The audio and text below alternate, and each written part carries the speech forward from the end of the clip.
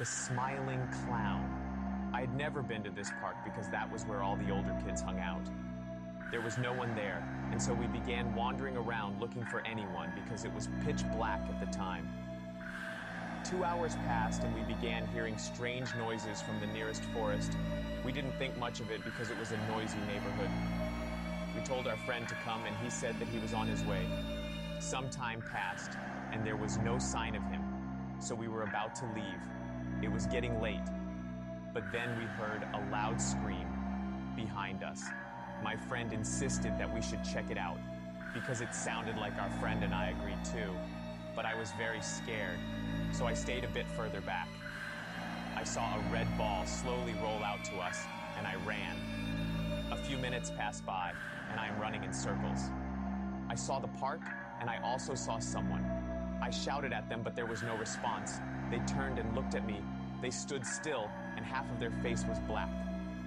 I was so scared because they didn't respond.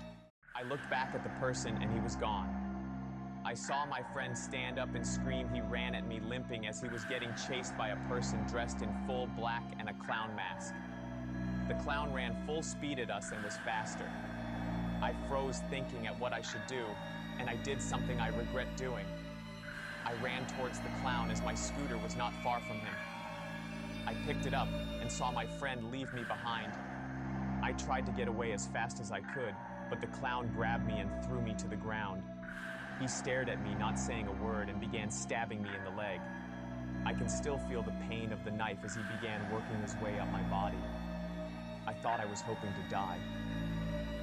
I can remember thinking my last thoughts.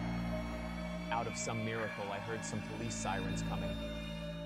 The clown stood up, looked at me, and whispered, "I know where you live."